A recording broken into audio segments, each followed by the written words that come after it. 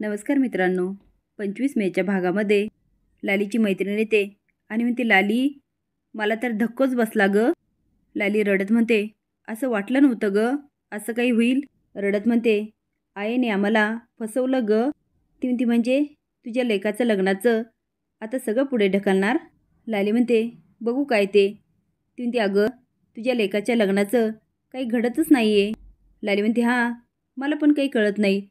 त्याचं लग्न म्हटलं की काही विघ्न येतच. इतक्या दिवस चांगली मुलगी मिळत नव्हती, आता चेडू समोर आहे, तिला लग्न करून घरात आणावं.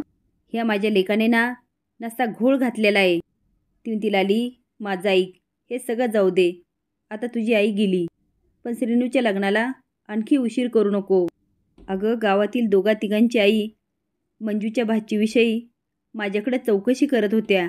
लाली माझं ऐक, दाजीचं कार्य झालं की या गोष्टीचा तुकडो पाड. लाली म्हणते, हां आईचं कार्य पार पडू दे, मी माझ्या लेकाच्या लग्नाचा तुकडाच पाडते. ती निघून जाते. लाली आत जायला लागते. तेवढ्यात मेघना म्हणते, लाली ताई. ती पळतच लालीजवळ येते. लाली म्हणते, मला तुमच्याशी काही बोलायचं नाही आहे. मेघना म्हणते, लाली ताई आता मी चूक मान्य केली ना आणि ह्या गावामध्ये आली ना, तर माझी पहिली मैत्रीण तुम्हीच होता, पण मला आता तुमचं जास्त वाईट वाटतंय. लाली म्हणते, काय माझ्यासाठी तुमका वाईट वाटतंय? मेघना म्हणते, हो काय ना लालीताई, इतके दिवस तुम्ही इकडे हक्काने राहत होत्या, पण ते म्हणतात ना, आईवडील असतात तोपर्यंत मुलीला माहेर असतं, ते गेले की भाऊ पण परका होतो. वहिनी तर परकी असतेच, पण हळूहळू सगळी नातीच परकी होतात. आता मेघना लालीला बरंच काही भरवते आणि म्हणते, तुम्ही ह्या लोकांच्या उपकाराखाली आहेत. लालीताई आता तुम्हाला एकटीला लढावं लागेल. काही लागलं ना तर मला सांगा, मी कायम तुमच्या पाठीशी आहे. लाली म्हणते, थँक्यू. मेघना म्हणते, वेलकम. श्रीनू दारात येतो आणि म्हणतो, ओवी. विजय म्हणतो, शिनू ये. तो आतमध्ये येतो आणि ओवीसमोर फाईल पकडतो. ओवी म्हणते, हे काय आहे? तो म्हणतो, तुझे रिपोर्ट. डोंट वरी, मी सगळं घेतलं.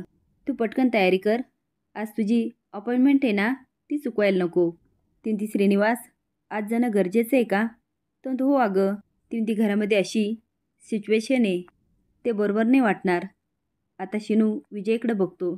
विजय दोघांचं बोलणं ऐकत असतो. श्रीनू म्हणतो, अगं मी उमाईला सांगितलं, कुणी काही बोलणार नाही आणि दादामामाला पण माहिती आहे आपण जाणार आहे. तू आवर, आपण जाऊन येऊया. विजय पुढे येतो आणि शिनूच्या खांद्यावर हात टाकून म्हणतो, थँक्यू श्रीनू. तो म्हणतो, काका तू माझ्यापेक्षा मोठे आहेत, तुम्ही का थँक्यू म्हणता? विजय म्हणतो, अरे ओवीने मला सगळं सांगितलं. आता श्रीनू ओवीकडे बघायला लागतो. विजय म्हणतो, तुम्ही सगळ्यांनी ओवीची खूप काळजी घेतली आणि खास करून तू, उमाताई, दादा, निशी, तुम्ही सगळ्यांनी मिळून ओवीला एक नवीन आयुष्य दिलं आणि आज लालीताईने ओवीवर आरोप केल्यानंतर तू तिच्या बाजूने उभा राहिलास. खरंच थँक्स. श्रीनू म्हणतो, काका जे चुकीचं होतं ते खरंच चुकीचं होतं, म्हणून मी बोललो. प्लीज तुम्ही त्यासाठी माझे आभार मानू नका. विजय म्हणतो, बरं तुला काही काम असेल तर तू जा, मी ओवीला घेऊन हॉस्पिटलमध्ये जातो. तो म्हणतो, काका ओवीच्या डॉक्टरांशी मीच सतत बोललो. ओवीची तब्येत फोनवरून मीच त्यांना कळवतो. मी तिकडे आलो तर फायदाच होईल ना? म्हणजे मी आलो तर चालेल ना? विजय म्हणतो, ठीक आहे. मंजू किचनमध्ये डबे उघडते आणि म्हणते, काही सुचत नाही आहे. एक काम करते, मंजू ताईलाच विचारते. ती जायला लागते. तेवढेच लाली येते आणि म्हणते, काय गं मंजू, आता काय आम्ही उपाशीच झोपायचं का?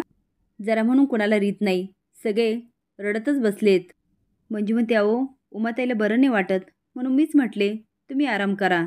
लाली म्हणते, हा शहाणपणा कुणी सांगितला तुला? तुला काही जमत नाही आणि तिला आराम करायला पाठवलं.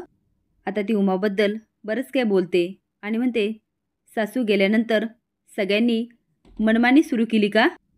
किती पण मनमानी करा, पण तुम्ही दोघींनी एक गोष्ट लक्षात ठेवा, आई नसली ना तरी तिच्या मागे मी आहे. आता लाली खूप ऑर्डर सोडते आणि निघून जाते. मंजू म्हणते, दाजीची जागा चालवतात की काय? पण दाजीच्या नखाची पण सर नाही आहे. लाली ऐकते आणि मंजूवर काय बोललीस म्हणून धावूनच जाते. उमा, रघुनाथ आणि बंधू हॉलमध्ये बसलेले असतात. उमा म्हणते, तुम्ही मला एकदा यादी दिली ना कोण कोण येणार, तर जेवणाचं बघते. उगाचच आयत्यावेळी धावपळ नको. बंधू म्हणतो, दादा ही लिस्ट मी गुरुजींकडनं घेतली, एकदा नजर टाकतो का? रघुनाथ वाचतून म्हणतो, ही श्रीनूकडं दे आणि त्याला सांग हे सगळं सामान घेऊन ये. आणि म्हणतो, उमा, ओवी, विजयराव आणि श्रीनू हॉस्पिटलला गेले, काही कळालं का? ती म्हणते, आत्ताच आले, विचारते काय झालं ते. तेवढ्यात मेघना येते आणि गोडगोड बोलत असते आणि म्हणते, उद्या सकाळी मी नाश्ता देते आ. उमा म्हणते, कशाला मेघनाताई? ती म्हणते, नाही हो, मी इथून गेल्यानंतर तुमच्यासाठी कुठे काय करता येणार. बरं नाश्त्याला काय पाठवू? कुणी काही बोलत नाही. ती म्हणते, थांबा मी मंजूला विचारते. आतमध्ये जाते आणि मंजूला विचारते. मंजू म्हणते, काहीच नको. मेघना म्हणते, नक्की ना? ती म्हणते, हो. आता मेघना मंजूला पण भरवते आणि म्हणते, काय म्हणतात ते, लिंबू टिंबू. तू लिंबू टिंबू ठरते.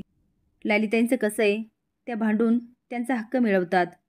राहून राहून तूच राहते, तुझं काय? रघुनाथ बंधू बोलत असतात. तेवढ्यात लाली येते आणि म्हणते, काय रे दादा, कसली यादी ही? बंधू म्हणतो, ते आईचं कार्य येतं ना, तयारी करायला नको? लाली म्हणते, करायला पाहिजे ना, मी कुठं नाही म्हणते, पण मला उघडून सगळं चाललंय. नाही, तुम्ही तुमचं ठरवणार का काय करायचं ते? जी गेली ना ती फक्त तुमची आई नाही, माझी पण आईच होती. काय ती गेल्यानंतर तुम्ही काय मला परकच केलं की काय? रघुनाथ म्हणतो, लाले, परकं बिरकं काय नाही, यादी करत होतो. तुला काही सांगायचं असेल तर सांग ना, आमचं काहीच म्हणणं नाही. उमा म्हणते, लालिताई, अहो येणाऱ्या पाहुण्यांची फक्त यादी बनवली. उमा सांगत असते. लाली म्हणते, बंधू बघू यादी बघू. तो रघुनाथकडे बघतो. ती म्हणते, त्याच्याकडे काय बघतो, मला कुणाचं नाव सुचवायचं असेल तर मी सुचू नाही शकत का? दे ती यादी इकडं. बंधू म्हणतो, घे. आता ती वही घेते, त्यामधील पानं फाडते. रघुनाथ म्हणतो, लाले. आता लाली मागे पुढे बघत नाही आणि यादीच फाडून टाकते आणि त्याचे कागद रघुनाथ आणि बंधूच्या अंगावर फेकते. रघुनाथ म्हणतो, लाले काय करते हे? आता बंधू मोठ्याने ओरडतो, ताई हे काय करते? लाली बंधूला म्हणते, आवाज बंद, मी तुझी मोठी बहीण आहे. म्हणते, लालीताई, अहो हे काय करताय? आम्ही एक एक नाव आठवून यादी तयार केली होती. लाली म्हणते, मला उघडून माझी आई गेली म्हणून मी काय खरंच परकी नाही झाली? आता मी या चर्चेत भाग घेते ना, मग आता सगळं नव्याने करायला पाहिजे ना. सगळे कागद त्यांच्या तोंडावर फेकत म्हणते, म्हणून. आता रघुनाथ मोठ्याने ओरडतो, लाली. लाली म्हणते, सांग ना दादा, काय चुकीचे बोलते? ह्या सगळ्यामध्ये उमा आहे, तर घरची लेक म्हणून मी का नाही? उमा तिला समजायला जाते. ती म्हणते, मी काय खुळी आहे? खुळी आहे?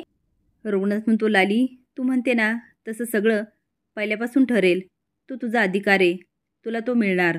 लाली म्हणते, पण मिळत नाही आहे ना. रघुनाथ म्हणतो, तुला वाटत नसेल ना, तर या क्षणापासून तुला संधी पण मिळणार नाही, लक्षात ठेव. तू सगळं करायचा, अगदी आईच्या तेराव्यापासून तर सगळं करेपर्यंत तू सगळं करायचं. आता मात्र लालीचे चांगलेच होश उडतात. असेच नवीन अपडेट जाण्यासाठी लाईक आणि सबस्क्राईब करा. धन्यवाद.